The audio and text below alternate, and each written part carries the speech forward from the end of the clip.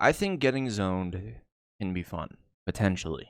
What's up, everybody? My name is Sen. Welcome back to the channel. And for today's video, I wanted to talk about one of the major archetypes in fighting games, which is zoning. Now, I know some of your guys' honest reaction is boo, get it out of my game. I hate it. I hate being here. But I genuinely do think under the right formula, being zoned can be pretty fun, actually. We're all familiar with the archetype of zoning. It is one of the major main archetypes in fighting games, whether that be, grappler, neutral, rushdown, in this case zoning, where you use either projectiles or extended normals to keep your opponent out, to keep them at bay. We all know fighting this strategy can be incredibly frustrating. I think in a game like Street Fighter, due to the pace of the game generally being quite slow, it can be incredibly frustrating having to inch your way in on characters like JP, Dhalsim. Same thing with Guile. The formula of the game is naturally so slow that having to slow down your play more is incredibly frustrating and makes you represent the option of a ton of patience. Patience will reward you with zoners 100%,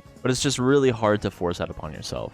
I actually particularly have a weakness when it comes to fighting Guile. I don't run into this guy a whole lot. Same with fighting Dhalsim.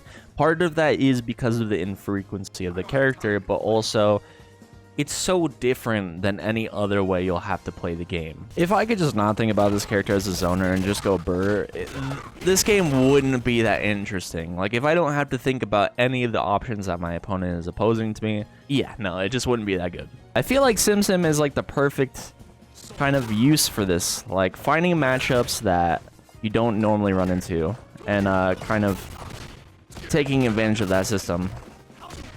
I don't know if I'd use Sim a whole lot. I haven't been playing Street Fighter. Nice, wow. Yeah, we're playing Diamond 3, a Diamond 3 bot. How this equates to actual Diamond 3, who the fuck knows? Okay, he's just flexing on me right now.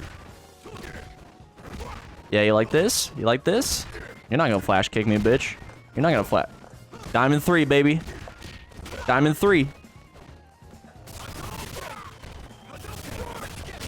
Diamond 3. But apart from Street Fighter, I think the formula that I'm most thinking of is Guilty Gear Strive.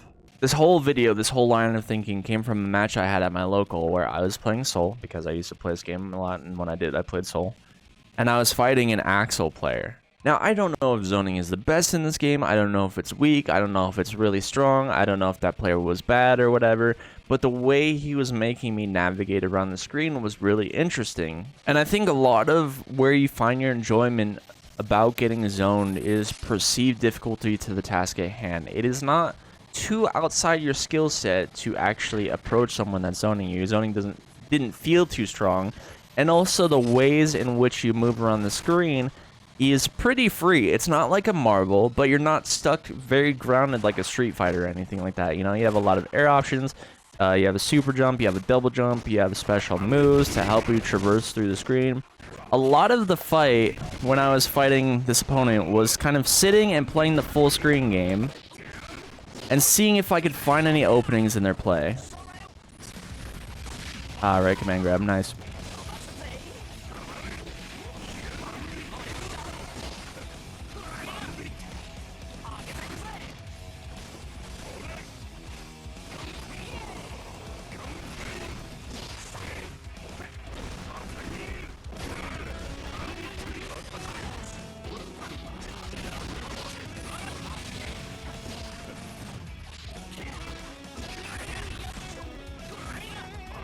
Oh no, I didn't get as high as I wanted to. Nice. Come on, this is much more tense than it should be right now. I don't care if it's on the highest difficulty. Nice.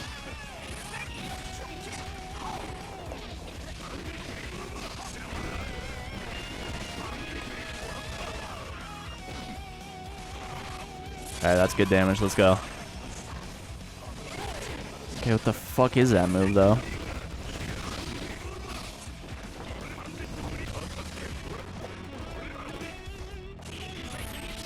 What a super. This guy's a masher. I'll watch this, though. Oh! Okay, hell yeah. Like, there's a bunch of stuff going on the screen, but there's enough ways to get around it. Like, there's enough open screen space, and there's enough ways to get around the screen of, like, you know, having those double jumps and super jump and then air dash and moves that work, special moves that work in the air that can help you get around. Like, it makes getting zoned interesting because it feels like there's a good and easy path to figure out someone's pattern and a lot of ways to get around these things opposing you. I think the fast-paced nature lends itself well to people actually liking someone zoning. It's like, okay, this isn't just a slow slog fest, like this is a fast game, so if you want to zone me, you're kind of gonna have to work for it. And then someone that's doing well, at least in my brain, it seems pretty legit. You know, something about being zoned, I think, just reminds me of one of my favorite genres, which is bullet hells. I love Cuphead. I love all kinds of bullet hell games. I've been playing them a lot lately, and I think that's why I don't have that big of a problem with it.